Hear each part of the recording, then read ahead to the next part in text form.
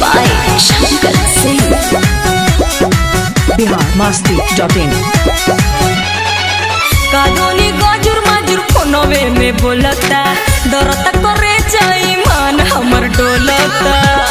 हे देवर जी देखी ना कादोनी गजुर मजुर फोनवे में बोलता डरता करे जाई मन हमर डोलता। धराइबू तो हम देखें।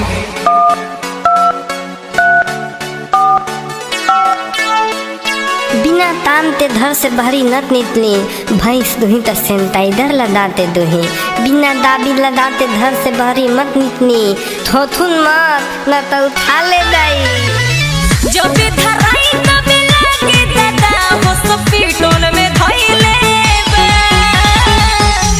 इसी सितम सब काम मोबाइल में कइले बा सरकारी चलाइले बा। इसी सितम सब काम मोबाइल में कइले बा सरकारी चलाइले बा।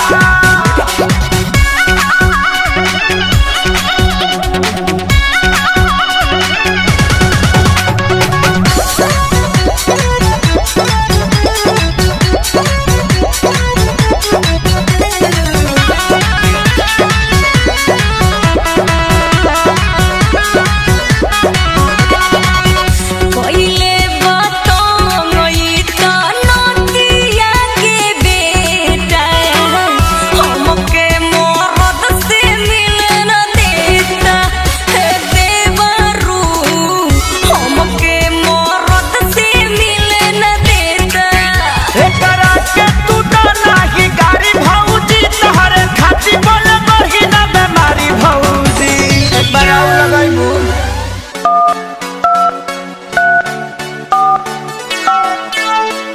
कोविड-19 से बचे के लिए आहा सब घरे में रहो सरकार का निर्देश का पालन करो दिन में भर दिन साबुन सरफ से हाथ धो गरम गरम पानी पियो और हाथ में सैनिटाइजर लगाओ। सटे न देता के होके लगे सबके जहु आइले बा। इसी सितम सब काम मोबाइल में कइले बा सरकारी चलाइले बा। इसी सितम सब काम मोबाइल में कइले बा सरकारी चलाइले बा।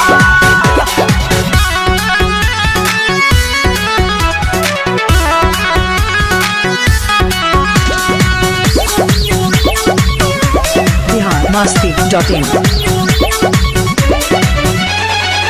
सैया पवन से मिलती मन करे मोरा इहे बनल बाटे रोड़ा। ए देवर जी इहे बनल बाटे रोड़ा। कहतानी जनरेशन कर थोड़ा भौजी भैया आ जाई है धोली हमरा भौजी। लास्ट पर आउ लगाओ तो উড়ি বাবা কোভিড-19 থাকে বাঁচা জনে নিজে বাড়ির থাকুন না হলে গন্ডগোল হয়ে যাবে নিজেকে সাফ রাখুন এইখানে বিনা কামকে না আসবো নাই তো পুলিশ ধাসবো থথুন মত না তো উঠালে দেয়।